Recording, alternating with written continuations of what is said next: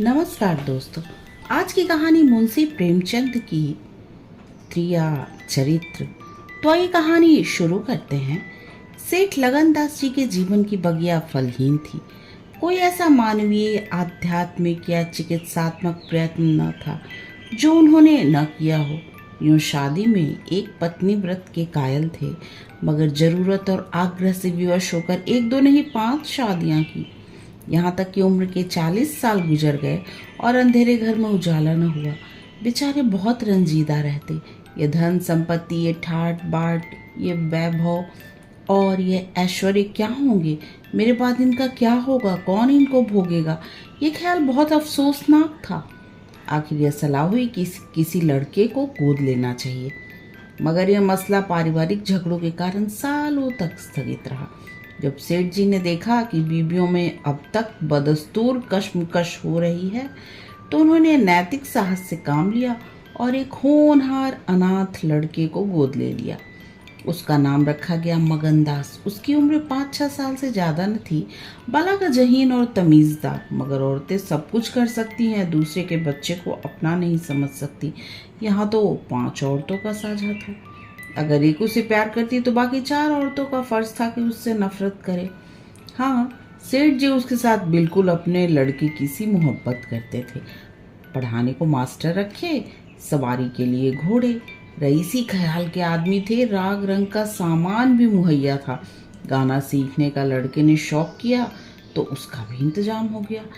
गरज जब मगनदास जवानी पर पहुंचा तो रईसाना दिलचस्पियों में से कमाल हासिल था। उसका गाना सुनकर उस्ताद लोग कानों पर हाथ रखते। सहसवार ऐसा कि दौड़ते हुए घोड़े पर सवार हो जाता। डील डॉल शक्ल सूरत में उसका सा अलबेला जवान दिल्ली में न होगा। शादी का मसला पेश हुआ। नागपुर के करोड़पति सेठ मक्खन लाल बहुत लहराए हुए थे। उनकी लड़की से शादी हो गई। धूमधाम का जिक्र जाए तो किस्सा वियोग की रात से भी लंबा हो जाए। मक्खन लाल का उसी शादी में दिवाला निकल गया। इस वक्त मगनदास से ज्यादा ईर्ष्या के योग्य आदमी और कौन होगा, जिसकी जिंदगी की बाहर उमंगों पर भी और मुरादों के फूल अपनी शबनमी ताजगी में खिल खिल कर हुस्न और ताजगी का समा दिखा रहे थे। मगर तकदीर की देवी को कुछ और ही सामान कर रही थी। वो सैर सपाटे के इरादे से जापान गया हुआ था और दिल्ली से खबर आई कि ईश्वर ने तुम्हें एक भाई दिया है। मुझे इतनी खुशी है कि ज्यादा अरसे तक जिंदा ना रह सकूं। तुम बहुत जल्द लौट आओ। मगनदास के हाथ से तार का कागज छूट गया और सर में ऐसा चक्कर आया जैसे किसी ऊंचाई से गिर पड़ा हो। मगनदास का किताबी ज्ञान बहुत कम था, मगर स्वभाव की सज्जनता से वो खाली हाथ न था। हाथों की उदारता ने तो जय समृद्धि का वरदान है, हृदय को भी उदार बना दिया था।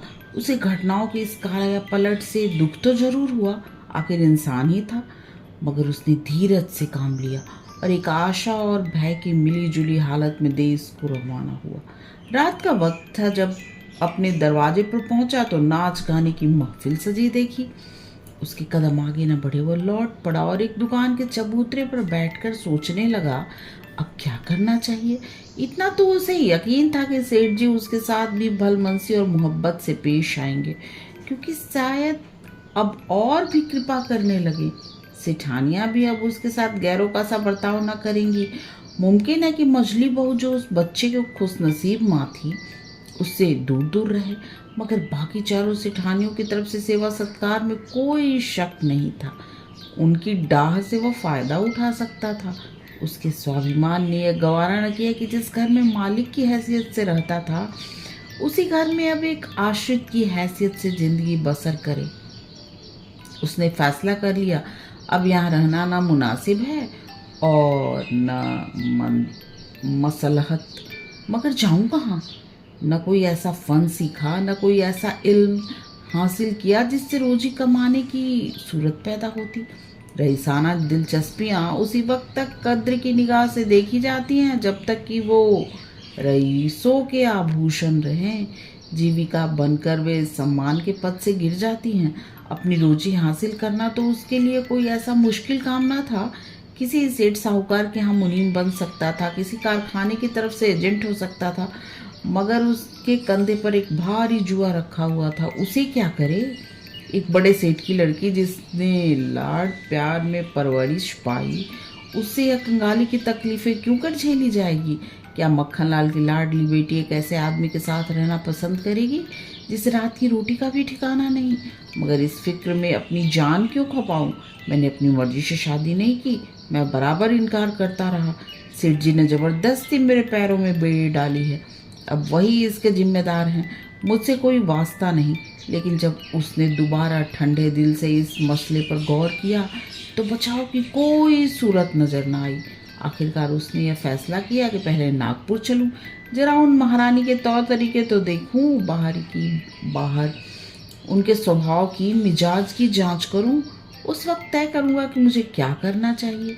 अगर रईसी की बू उनके दिमाग से निकल गई है और मेरे साथ रूखी रोटियां खाना उन्हें मंजूर है तो इससे अच्छा और फिर क्या। लेकिन अगर वह मेरी ठाट बाट के हाथों बिकी हुई हैं तो मेरे लिए रास्ता साफ है। फिर मैं हूँ और दुनिया का गम। ऐसी जगह जाऊं जहाँ किसी परिचित की सूरत सपने में भी न दिखाई दे। गरीबी की जिल्लत नहीं रहती अगर अजनबियों में जिंदगी बसर की जाए। ये जानने पहचानने वालों की कनखी और कनबत्तियां हैं जो गरीबी को यंत्रणा बना देती हैं। और इस तरह दिल में जिंदगी का नक्शा बनाकर मगनदास अपनी मर्दाना हिम्मत के भरोसे पर नागपुर की तरफ चला, उस मल्लाह की तरह जो किश्ती और पाल के बगैर नदी की उमड़ती हुई लहरों में अपनी नाव को डाल दे। शाम के वक्त सेठ मक्खन लाल के सुंदर बगीचे में सूरज की पीली किरणें मुरझाए हुए फूलों से गले मिलकर विदा हो रही थी। बाकी बीच में एक पक्का कुआं था और एक मौलसिरी का पेड़। कुएं के मुंह पर अंधेरे की नीली सी नकाब थी, पेड़ के सिर पर रोशनी की सुनहरी चादर। इसी समय एक नौजवान थका मांदा कुएं पर आया और लोटे में पानी भरकर पीने के बाद जगत पर बैठ गया। मालिन ने पूछा, कहाँ जाओगे? मगनदास ने जवाब दिया, जाना तो था बहुत दूर, मगर यही रात हो गई, यहाँ कहीं ठहरने का ठिकाना मिल जाएगा? मालिन, चले जाओ सेठ जी की धर्मशाला में, बड़े आराम की जगह है। मगनदास, धर्मशाला में तो मुझे ठहरने का कभी संयोग नहीं हुआ, कोई हर्ज न हो तो यहीं पड़ा रहूं, यहाँ कोई रात को रहता है? मालिन, भाई मैं यहाँ ठहरने को ना कहूँगी, ये बाई जी की बैठक है, झरोखे में बैठकर सैर किया करती हैं, कहीं देखभाल ले तो मेरे सिर में एक बाल भी न रहे। मगनदास, बाई जी कौन? मालिक, यही सेठ जी की बेटी इंदिरा बाई। मगनदास, एक गजरी उन्हीं के लिए बना रही हो क्या? मालिक, हाँ, और सेठ जी के यहाँ हैं ही कौन, फूलों के गहने बहुत पसंद करती हैं। मगनदास, शौकीन औरत मालूम होती हैं। मालिन, भाई यही तो बड़े आदमियों की बातें हैं, वे शौक ना करें तो हमारा निबाह कैसे हो? और धन है किस लिए? अकेली जान पर 10 नौकरानियां हैं। सुना करती थी कि भगवान आदमी का हल भूत जोतता है, वो अपनी आंखों देखा। आप यहाँ पंखा चलने लगे, आप यहाँ सारे घर में दिन का सा उजाला हो जाए, तुम झूठ समझते होगे, मगर मैं आंखों देखी बात कहती हूँ। उस गर्व की चेतना के साथ जो किसी नादान आदमी के सामने अपनी जानकारी के बयान करने में होता है, बूढ़ी मालिन अपनी सर्वज्ञता का प्रदर्शन करने लगी। मगनदास ने उकसाया, होगा भाई, बड़े आदमी की बातें निराली होती हैं, लक्ष्मी के बस में सब कुछ है, मगर अकेली जान पर 10 नौकरानियां समझ में नहीं आता। माली ने बुढ़ापे के चिड़चिड़ेपन से जवाब दिया, तुम्हारी समझ मोटी हो तो कोई क्या करे? कोई पान लगाती है, कोई पंखा चलती है, कोई कपड़े पहनाती है। 2000 रुपये में तो सेज गाड़ी आई थी, चाहो तो मुंह देख लो। उस पर हवा खाने जाती है, एक बंगालीन गाना बजाना सिखाती है, मेम पढ़ाने आती है, शास्त्री जी संस्कृत पढ़ाते हैं, कागज पर ऐसी मूर्त बनाती है कि अब बोली और अब बोली। दिल की रानी है बेचारी के भाव फूट गए। दिल्ली के सेठ लगनदास के बेटे से ब्याह हुआ था, मगर राम जी की लीला, 70 बरस के मुर्दे को लड़का दिया, कौन पति आएगा? जब से यह सुनावनी आई है तब से बहुत उदास रहती है। एक दिन रोती थी, मेरे सामने की बात है, बाप ने देख लिया, समझाने लगे, लड़की को बहुत चाहते हैं, सुनती हो दामाद को यहीं बुला के रखेंगे। नारायण करे मेरी रानी दूधो नहाए पूतो फले। माली मर गया था, उन्होंने आड़ न ली होती तो घर भर के टुकड़े मांगती। मगनदास ने एक ठंडी सांस ली। बेहतर है अब यहाँ से अपनी इज्जत आबरू लिए हुए चल दो। यहाँ मेरा निवाह न होगा। इंदिरा रईस जादी है, तुम इस काबिल नहीं हो कि उसके शौहर बन सको। मालिन से बोला तो धर्मशाला में जाता हूँ, जाने वहाँ खाट वाट मिल जाती है कि नहीं। मगर रात ही तो काटनी है, किसी तरह कट ही जाएगी। रईसों के लिए मखमले गद्दे चाहिए, हम मजदूरों के लिए पुआल ही बहुत है। ये कहकर उसने लुटिया उठाई, डंडा संभाला और दर्द भरे दिल से एक तरफ चल दिया। उस वक्त इंदिरा अपने झरोकर पर बैठी इन दोनों की बातें सुन रही थी। कैसा संयोग है कि स्त्री को स्वर्ग की सब सिद्धियां प्राप्त हैं और उसका पति आवारों की तरह मारा मारा फिर रहा है। उसे रात काटने का ठिकाना नहीं। मगनदास निराश विचारों में डूबा हुआ शहर से बाहर निकल आया और एक सराय में ठहरा जो सिर्फ इसलिए मशहूर थी कि वहाँ शराब की एक दुकान थी। यहाँ आसपास से मजदूर लोग आ आकर अपने दुख को भुलाया करते थे। जो भूले भटके मुसाफिर यहाँ ठहरते, उन्हें होशियारी और चौकसी का व्यवहारिक पाठ मिल जाता था। मगनदास थका मांदा था ही एक पेड़ के नीचे चादर बिछाकर सो रहा, और जब सुबह को नींद खुली तो उसे किसी पीर औलिया के ज्ञान की सजीव दीक्षा का चमत्कार दिखाई पड़ा, जिसकी पहली मंजिल वैराग्य है। उसकी छोटी सी पोटली, जिसमें एक कपड़े और थोड़ा सा रास्ते का खाना और लुटिया डोर बंधी हुई थी, गायब हो गई। उन कपड़े को छोड़कर जो उसके बदन पर थे, अब उसके पास कुछ भी न था। और भूख, जो कंगाली में और भी तेज हो जाती है, उसे बेचैन कर रही थी। मगर एक दृढ़ स्वभाव का आदमी था। उसने किस्मत का रोना न रोया और किसी तरह गुजर करने की तदबीरें सोचने लगा। लिखने और गणित में उसे अच्छा अभ्यास था, मगर इस हैसियत में उससे फ़ायदा उठाना असंभव था। उसने संगीत का बहुत अभ्यास किया था। किसी रसिक रईस के दरबार में उसकी कद्र हो सकती थी, मगर उसके पुरुषोचित अभिमान ने इस पेशे को अख्तियार करने का इजाज़त न दिया। हाँ, वो आला दर्जे का घुड़सवार था और ये फन मजीस में पूरी शान के साथ उसकी रोजी का साधन बन सकता था। ये पक्का इरादा करके उसने हिम्मत से कदम आगे बढ़ाए। ऊपर से देखने पर यह बात यकीन के काबिल नहीं मालूम होती, मगर वो अपना बोझ हल्का हो जाने से इस वक्त बहुत उदास नहीं था। मर्दाना हिम्मत का आदमी ऐसी मुसीबतों को उसी निगाह से देखता है जिसमें एक होशियार विद्यार्थी परीक्षा के प्रश्नों को देखता है। उसे अपनी हिम्मत आजमाने का, एक मुश्किल से जूझने का मौका मिल जाता है। उसकी हिम्मत अनजाने ही मजबूत हो जाती है। अक्सर ऐसे मौके मर्दाना हौसलों के लिए प्रेरणा का काम देते हैं।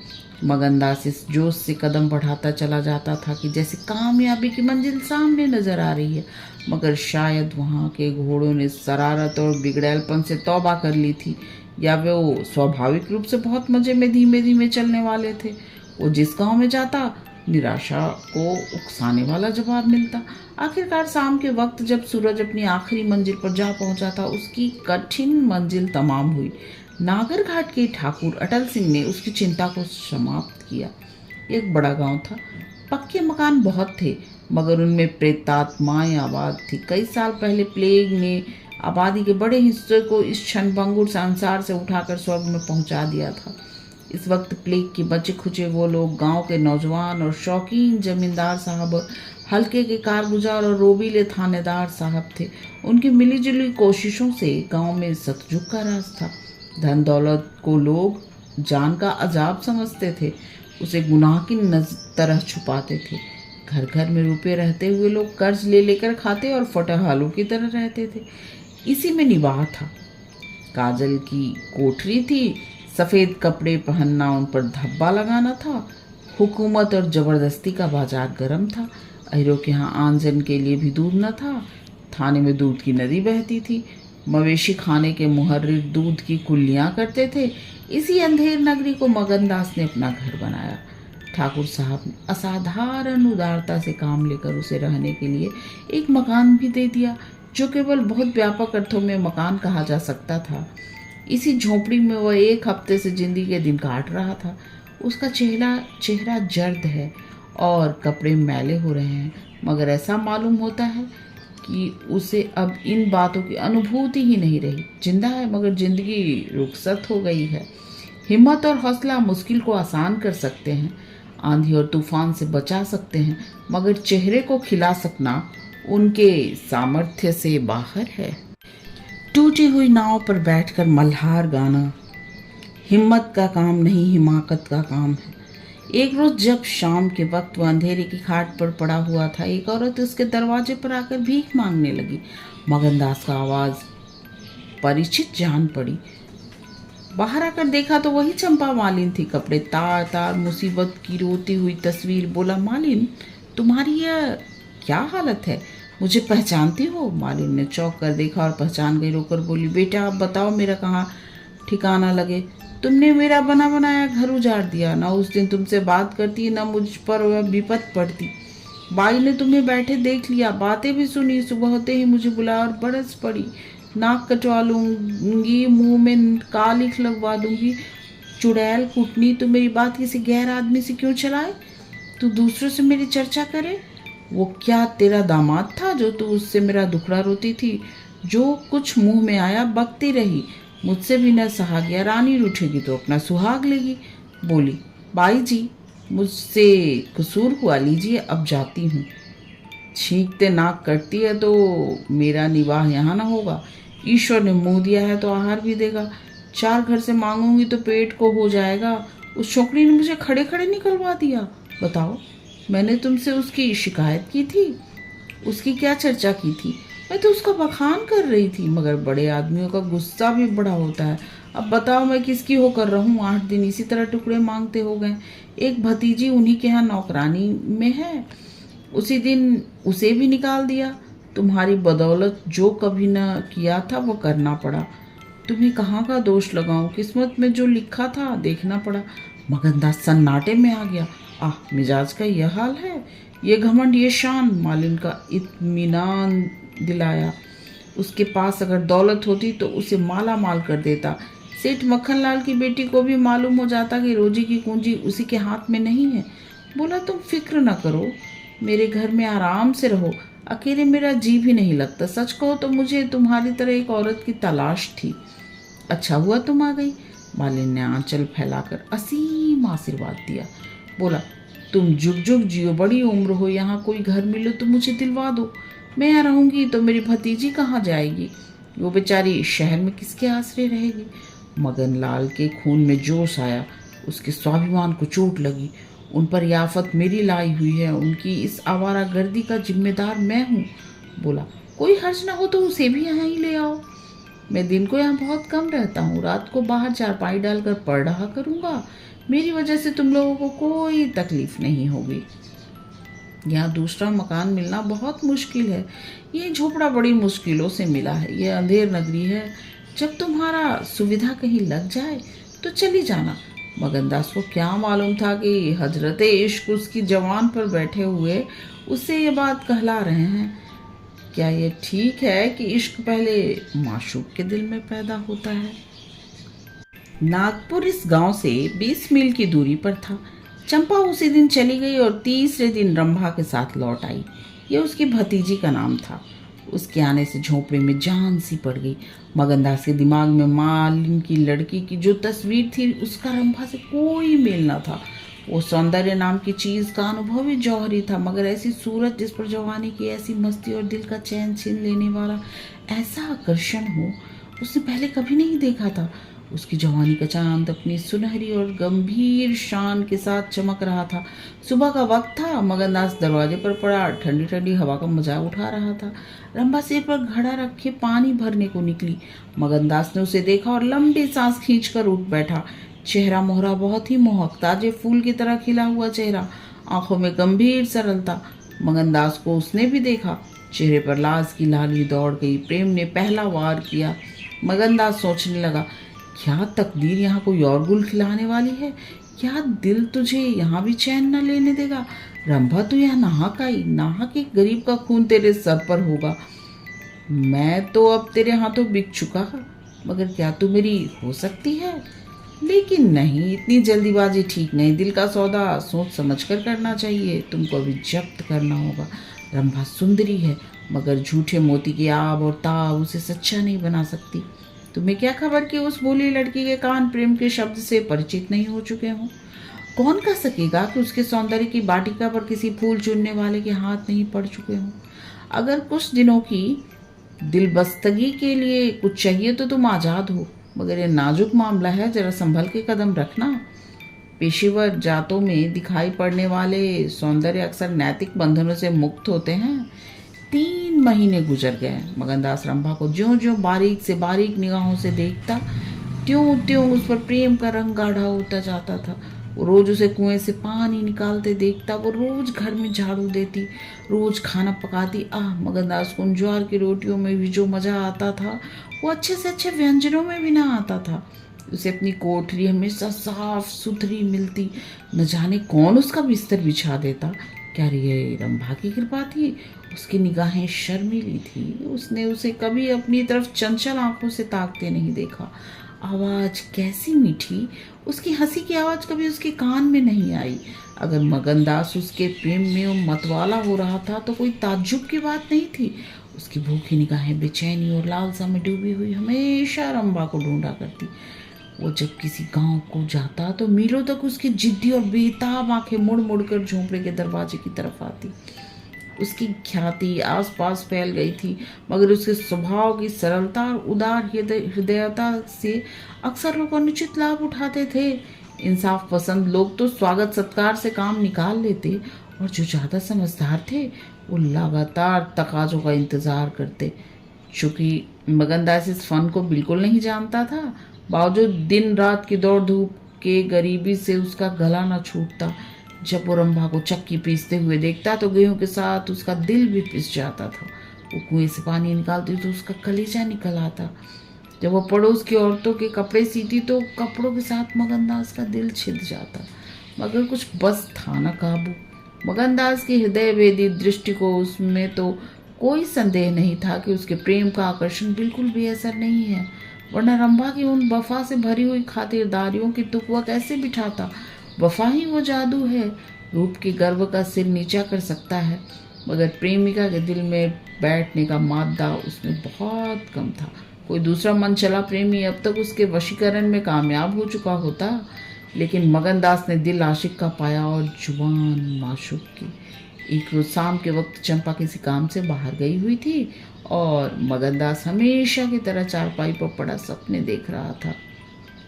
रंभा अद्भुत छटा के साथ आकर उसके सामने खड़ी हो गई। उसका भोला चेहरा कमल की तरह खिला हुआ था और आंखों से सहानुभूति का भाव झलक रहा था। मगनदास ने उसकी तरफ पहले आश्चर्य और फिर प्रेम की निगाहों से देखा और दिल पर जोर डालकर बोला, और रंभा, तुम्हें देखने को बहुत दिन से आंखें तरस रही थी। रंभा ने भोलेपन से कहा, मैं यहाँ ना आती तो तुम मुझसे कभी न बोलते। मगनदास को हौसला बढ़ा बोला, बिना मर्जी पाए तो कुत्ता भी नहीं आता। रंभा मुस्कुराई, कली खिल गई, मैं तो आप ही चली आई। मगनदास का कलेजा उछल पड़ा। उसने हिम्मत करके रंभा का हाथ पकड़ लिया और भावावेश से कांपती हुई आवाज में बोला, नहीं रंभा, ऐसा नहीं है, ये मेरी महीनों की तपस्या का फल है। मगनदास ने बेताब होकर उसे गले से लगा लिया। जब वो चलने लगी तो अपने प्रेमी की ओर प्रेम भरी दृष्टि से देखकर बोली, अब यह प्रीत हमको निभानी होगी। पौ भटने के वक्त जब सूर्य देवता के आगमन की तैयारियां हो रही थी, मगनदास की आंखें खुली। रंभा आटा पीस रही थी। उस शांतिपूर्ण सन्नाटे में चक्की की घुमड़ घुमड़ बहुत सुहानी मालूम होती थी और वह उसके सुर में सुर मिलाकर अपने प्यारे ढंग से गा रही थी। झुलनिया मुरी पानी में गिरी, मैं जानू पिया मोको मनई है, उल्टी मनावन मोको पड़ी, झुलनिया मुरी पानी में गिरी। साल भर गुजर गया। मगनदास की मोहब्बत और रंभा के सलीके न मिलकर उस वीरान झोपड़े को कुंज बना दिया। अब वहाँ गायें थीं, फूलों की क्यारियाँ थीं और कई देहाती ढंग के मोढ़े थे। सुख सुविधा के अनेक चीज़ें दिखाई पड़ती थीं। एक रोज सुबह के वक्त मगनदास कहीं जाने की तैयारी कर रहा था कि एक संभ्रांत व्यक्ति अंग्रेजी पोशाक पहने उसे ढूंढता हुआ पहुंचा और उसे देखते ही दौड़कर गले से लिपट गया। मगनदास और वो दोनों एक साथ पढ़ा करते थे। वो अब वकील हो गया था। मगनदास ने भी अब पहचाना और कुछ ढींपता और कुछ झिझकता उसके गले लिपट गया। बड़ी देर तक दोनों दोस्त बातें करते रहे। बातें क्या थी, घटनाओं और संयोग की एक लंबी कहानी थी। कई महीने हुए सेठ लगन का छोटा बच्चा चेचक की नजर हो गया। सेठ जी ने दुख के मारे आत्महत्या कर ली और मगनदास सारी जायदाद, कोठी, इलाके और मकानों का एक छत्र स्वामी था। सेठानियों ने आपसी झगड़े हो रहे थे। कर्मचारियों ने गबन को अपना ढंग बना रखा था। बड़ी सेठानी उसे बुलाने के लिए खुद आने को तैयार थी, मगर वकील साहब ने उन्हें रोका था। तब मगनदास ने मुस्कुराकर पूछा, तुम्हें क्यों कर मालूम हुआ कि मैं यहाँ हूँ? तो वकील साहब ने फरमाया, महीने भर से तुम्हारी टोह में हूँ। सेठ मक्खन लाल ने अता पता बतलाया, तुम दिल्ली पहुँचे और मैंने अपना महीने भर का बिल पेश किया। रंभा अधीर हो रही थी कि ये कौन है और इनमें क्या बातें हो रही हैं। 10 बजते बजते वकील साहब मगनदास से 1 हफ्ते के अंदर आने का वादा लेकर विदा हुए। उसी वक्त रंभा आ पहुंची और पूछने लगी, ये कौन थे? इनका तुमसे क्या काम था? मगनदास ने जवाब दिया, यमराज का दूत था। रंभा, क्या आप शकुन बकते हो? मगन, नहीं रंभा, यह अपशकुन नहीं है, ये सचमुच मेरी मौत का दूत था। मेरी खुशियों के बाग को रौंदने वाला, मेरी हरी भरी खेती को उजाड़ने वाला। रंभा, मैंने तुम्हारे साथ दगा की है, मैंने तुम्हें अपने फरेब के जाल में फंसाया है। मुझे माफ़ करो, मोहब्बत ने मुझसे ये सब करवाया। मैं मगन सिंह ठाकुर नहीं हूँ, मैं सेठ लगनदास का बेटा और सेठ मक्खन लाल का दामाद हूँ। मगनदास को डर था कि रंभा यह सुनते ही चौंक पड़ेगी और शायद उसे जालिम दगाबाज कहने लगे, मगर उसका ख्याल गलत निकला। रंभा ने आंखों में आंसू भरकर सिर्फ इतना कहा, तो क्या तुम मुझे छोड़कर चले जाओगे? मगनदास ने उसे गले लगाकर कहा, हाँ। रंभा, क्यों? मगनदास, इसलिए कि इंदिरा बहुत होशियार, सुंदर और धनी है। रंभा, मैं तुम्हें न छोड़ूंगी। कभी इंदिरा की नौकरानी थी, अब उनकी सौत बनूंगी। तुम जितनी मेरी मोहब्बत करोगे उतनी इंदिरा की तो ना करोगे, क्यों? मगनदास इस भोलेपन पर मतवाला हो गया, मुस्कुराकर बोला, अब इंदिरा तुम्हारी नौकरानी बनेगी, मगर सुनता हूँ वो बहुत सुंदर है, कहीं मैं उसकी सूरत पर लुभा न जाऊँ। मर्दों का हाल तुम जानती हो, मुझे अपने ही से डर लगता है। रंभा ने विश्वास भरी आंखों से देखकर कहा, क्या तुम भी ऐसा करोगे? जो भी हो, जो जी में आया करो, मैं तुम्हें न छोड़ूंगी। इंदिरा रानी बने मेरी नौकरानी, क्या इतने पर भी मुझे छोड़ दोगे? मगनदास की आंखें डबडबा गईं। बोला, प्यारी, मैंने फैसला कर लिया है कि दिल्ली न जाऊंगा। ये तो मैं कह ही न पाया कि सेठ जी का स्वर्गवास हो गया। बच्चा उनसे पहले ही चला गया था। अफसोसजनक सेठ जी के आखिरी दर्शन भी न कर सका।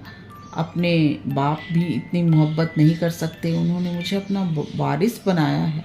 वकील साहब कहते थे कि सेठानियों में अनबन है, नौकर चाकर लूट मार मचा रहे हैं। वहाँ का ये हाल है और मेरा दिल वहाँ जाने पर राजी नहीं होता। दिल तो यहाँ है, वहाँ कौन जाए? रंभा जरा देर तक सोचती रही, फिर बोली, तो मैं तुम्हें छोड़ दूंगी। इतने दिन तुम्हारे साथ रही, जिंदगी का सुख लूटा, अब जब तक जीऊंगी इस सुख का ध्यान करती रहूंगी। मगर तुम मुझे भूल तो न जाओगे? साल में एक बार देख लिया करना इसी झोंपड़े में आकर। मगनदास ने बहुत रोका, मगर आंसू न रुक सके। बोले, रंभा, ऐसी बातें ना करो, कलेजा बैठा जाता है। मैं तुम्हें छोड़ नहीं सकता, इसलिए ना कि तुम्हारे ऊपर कोई एहसान है, तुम्हारी खातिर नहीं, अपनी खातिर। वो शांति, वो प्रेम, वो आनंद मुझे यहाँ मिलता है और कहीं नहीं मिल सकता। खुशी के साथ जिंदगी बसर हो, यही मनुष्य के जीवन का लक्ष्य है। मुझे ईश्वर ने खुशी यहाँ दे रखी है, तो मैं उसे क्यों छोड़ूं? धन दौलत को मेरा सलाम है, मुझे उसकी हवस नहीं है। रंभा फिर गंभीर स्वर में बोली, मैं तुम्हारे पाँव की बेड़ी न बनूंगी, चाहे तुम अभी मुझे न छोड़ो, लेकिन थोड़े दिनों में तुम्हारी यह मोहब्बत न रहेगी। मगनदास को कोड़ा लगा, जोश से बोला, तुम्हारे सिवा इस दिल में अब कोई और जगह नहीं पा सकता। रात ज़्यादा हो गई थी, अष्टमी का चांद सोने जा चुका था। दोपहर के कमल की तरह साफ आसमान में सितारे खिले हुए थे। किसी खेत के रखवाले की बांसुरी की आवाज़, जिसे दूर ने तासीर सन्नाटे न सुरीलापन और अंधेरे ने आध्यात्मिकता का आकर्षण दे दिया था, कानों में आ जा रही थी कि जैसे कोई पवित्र आत्मा नदी के किनारे बैठी हुई पानी की लहरों से या दूसरे किनारों के खामोश और अपनी तरफ खींचने वाले पेड़ों से अपनी जिंदगी के गम की कहानी सुना रही है। मगनदास सो गया। मगर रंभा की आंखों में नींद न आई। सुबह हुई तो मगनदास उठा और रंभा को पुकारने लगा, मगर रंभा रात ही को अपनी चाची के साथ वहां से चली गई थी। मगनदास को उस मकान के दरो दीवार पर एक मनहूसियत सी छाई हुई मालूम हुई कि जैसे घर की जान निकल गई हो। वो घबराकर उस कोठी में गया जहाँ रंभा रोज चक्की पीसती थी, मगर अफसोस आज चक्की एकदम निश्चल थी। फिर वो कुएं की तरफ दौड़ा, लेकिन ऐसा मालूम हुआ कि कुएं ने उसे निगल जाने के लिए अपना मुंह खोल लिया है। तब वो बच्चों की तरह चीख उठा। वो रोता हुआ फिर उसी झोंपड़ी में आया जहाँ कल रात तक प्रेम का वास था, मगर उस वक्त तो शोक का घर बनी हुई थी। जब जरा आंसू थमे तो उसने घर के चारों तरफ निगाह दौड़ाई। रंभा की साड़ी अरगनी पर पड़ी हुई थी। एक पिटारी में वो कंगन रखा हुआ था जो मगनदास ने उसे दिया था। बर्तन सब साफ करके एक जगह रखे हुए थे। मगनदास सोचने लगा, रंभा तूने रात को कहा था मैं तुम्हें छोड़ दूंगी, क्या तूने वो बात दिल से कही थी? मैंने तो समझा था तू दिल लगी कर रही है, नहीं तो तुझे कलेजे में छिपा लेता। मैं तो तेरे लिए सब कुछ छोड़े बैठा था। तेरा प्रेम मेरे लिए सब कुछ था। आह, मैं ये बेचैन हूँ, क्या तू बेचैन नहीं है? हाय, तू रो रही है, मुझे यकीन है तू अब भी लौट आएगी। फिर सजीव कल्पनाओं का एक जमघट उसके सामने आया। वो नाजुक अदाएं, वे मतवाली आंखें, वो भोली भाली बातें, वे अपनी को भूली हुई सी मेहरबानियां, वो जीवनदायी मुस्कान, वो आशिकों जैसी दिलजोइयां, वो प्रेम का नशा, वो हमेशा खिला रहने वाला चेहरा, वो लचक लचक कर कुएं से पानी लाना, वो इंतजार की सूरत, वो मस्ती से भरी हुई बेचैनी, ये सब तस्वीरें उसकी निगाहों के सामने हमरतनाक बेताबी के साथ फिरने लगी। मगनदास ने एक ठंडी सांस ली और आंसू और दर्द की उमड़ती हुई नदी को मर्दाना जब से रोककर उठ खड़ा हुआ। नागपुर जाने का पक्का फैसला हो गया। तकिए के नीचे से संदूक की कुंजी उठाई तो कागज का एक टुकड़ा निकल आया। वो रंभा की विदा की चिट्ठी थी। प्यारे, मैं बहुत रो रही हूँ, मेरे पैर नहीं उठते, मगर मेरा जाना जरूरी है। तुम्हें जगाऊंगी तो तुम जाने न दोगे। कैसे जाऊं अपने प्यारे पति को, कैसे छोड़ूं? किस्मत मुझसे ये आनंद का घर छुड़वा रही है। मुझे बेवफा ना कहना, मैं तुमसे फिर कभी मिलूंगी। मैं जानती हूँ कि तुमने मेरे लिए यह सब कुछ त्याग दिया है, मगर तुम्हारे लिए जिंदगी में बहुत कुछ उम्मीदें हैं। मैं अपनी मोहब्बत की धुन में तुम्हें उन उम्मीदों से क्यों दूर रखूं? अब तुमसे जुदा होती हूँ, मेरी सुध मत भूलना। मैं तुम्हें हमेशा याद रखूंगी। ये आनंद के दिन कभी न भूलेंगे। ये भूल मुझे, क्या तुम मुझे भूल सकोगे? तुम्हारी प्यारी रंभा। मगनदास को दिल्ली आए हुए 3 महीने गुजर चुके हैं। इस बीच उसे सबसे बड़ा जो निजी अनुभव हुआ वह था रोजी की फिक्र और धंधों की बहुतायत से उमड़ी हुई भावनाओं का जोर कम किया जा सकता है। 1.5 साल पहले का बेफिक्र नौजवान अब एक समझदार और सूझबूझ रखने वाला आदमी बन गया था। सागर घाट के उन कुछ दिनों में से उसे रियाया की इन तकलीफ़ों का निजी ज्ञान हो गया था जो कारिंदों और मुख्तारों की शक्तियों की बदौलत उन्हें उठानी पड़ती हैं। उसने उसे रियासत के इंतजाम में बहुत मदद दी, और जो कर्मचारी दबी जुबान से उसकी शिकायत करते थे और अपनी किस्मत और जमाने के उलटफेर को कोसते थे, मगर रियाया खुश थी। हाँ, जब वो सब धंधों से फुर्सत पाता तो एक भोली भारी सूरत वाली लड़की उसके ख्याल के पहलू में आकर बैठती और थोड़ी देर के लिए सागर घाट का वो हरा भरा झोपड़ा और उसकी मस्तियाँ आंखों के सामने आ जाती। सारी बातें एक सुहाने सपने की तरह याद आकर उसके दिल को महसूसने लगती। लेकिन कभी कभी खुद ब खुद उसका ख्याल इंदिरा की तरफ भी जा पहुँचता, जो उसके दिल से रंभा की वही जगह थी, मगर किसी तरह उसमें इंदिरा के लिए भी एक कोना निकल आया था। जिन हालातों और आफतों ने उसे इंदिरा से बेजार कर दिया था वह अब रुखसत हो गई थी। अब उसे इंदिरा से कुछ हमदर्दी हो गई, मगर उसके मिजाज में घमंड है, हुकूमत है, तकल्लुफ़ है, शान है। तो ये उसका कसूर नहीं, ये उस रईसजादों की आम कमजोरियां हैं। यह उनकी शिक्षा है। वे बिल्कुल बेबस और मजबूर हैं। इन बदलते हुए और संतुलित भावों के साथ यहाँ वो बेचैनी के साथ रंभा की याद को ताज़ा किया करता था। वहाँ इंदिरा का स्वागत करने और उसे अपने दिल में जगह देने के लिए तैयार था। वो दिन दूर नहीं था जब उसे उन आजमाइश का सामना करना पड़ेगा। उसे कई आत्मीय मीराना शान शौकत के साथ इंदिरा को विदा कराने के लिए नागपुर गए हुए थे, मगनदास की तबीयत आज तरह तरह के भावों के कारण, जिनमें प्रतीक्षा और मिलन की उत्कंठा विशेष थी, उचाट सी हो रही थी। जब कोई नौकर आता तो वो संभल बैठता कि शायद इंदिरा का पहुंची। आखिर शाम के वक्त जब दिन और रात गले मिल रहे थे, जनान खाने में जोर शोर से गाने की आवाज़ ने बहू के पहुंचने की सूचना दी। सुहाग की सुहानी रात थी, 10 बज चुके थे। खुले हुए हवादार सहन में चांदनी छिटकी हुई थी, वो चांदनी जिसमें नशा है, आरजू है और खिंचाव है। गमले में खिले हुए गुलाब और चंपा के फूल चांद की सुनहरी रोशनी में ज़्यादा गंभीर और खामोश नजर आते थे। मगनदास इंदिरा से मिलने के लिए चला। उसके दिल से लालसाएं जरूर थीं, मगर एक पीड़ा भी थी। दर्शन की उत्कंठा थी, मगर प्यास से खोली मोहब्बत नहीं, प्राणों का खिंचाव था जो उसे खींचे लिए जाता था।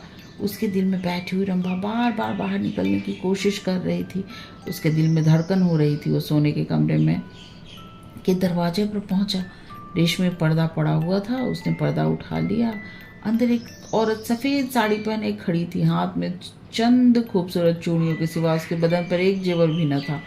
जो ही पर्दा उठा और मगनदास ने अंदर कदम रखा, और मुस्कुराते हुए उसकी तरफ बढ़ी। मगनदास ने उसे देखा और चकित होकर बोला, रंभा। और दोनों प्रेमावेश में लिपट गए। दिल में बैठी हुई रंभा बाहर निकल आई थी। साल भर गुजरने के बाद एक दिन इंदिरा ने अपने पति से कहा, क्या रंभा को बिल्कुल भूल गए? कैसी बेवफा हो, कुछ याद है? उसने चलते समय तुमसे क्या विनती की थी? मगनदास ने कहा, खूब याद है। वो आवाज़ भी कानों में गूंज रही है जो मैंने भोली भाली रंभा को दिया था। मैं रंभा को भोली भाली लड़की समझता था, ये नहीं जानता था कि ये त्रिया चरित्र का जादू है। मैं अपनी रंभा को अब भी इंदिरा से ज़्यादा प्यार करता हूँ। तुम्हें डाह तो नहीं होती? इंदिरा ने हंसकर जवाब दिया, डाह क्यों हो? तुम्हारी रंभा है तो क्या मेरा मगन सिंह नहीं है? मैं अब भी उस पर मरती हूँ। दूसरे दिन दोनों दिल्ली से एक राष्ट्रीय समारोह में शरीक होने का बहाना करके रवाना हो गए और सागर घाट जा पहुँचे। वो झोंपड़ा, वो मोहब्बत का मंदिर, वो प्रेम भवन फूलों और हरियाली से लहरा रहा था। चंपा मालिन उन्हें वहाँ मिली। गांव के जमींदार उनसे मिलने के लिए आए। कई दिन तक फिर मगन सिंह को घोड़े निकालने पड़े। रंभा कुएं से पानी लाती, खाना पकाती, फिर चक्की पीसती और गाती। गांव की औरतें फिर उससे अपने कुर्ते और बच्चों की लेसदार टोपियाँ सिलवाती। हाँ, इतना जरूर कहती हैं कि उसका रंग कैसा निखर आया है, हाथ पांव कैसे मुलायम पड़ गए हैं। किसी बड़े घर की रानी मालूम होती है, मगर स्वभाव वही है, वही मीठी बोली है, वही मुरव्वत, वही हंसमुख चेहरा।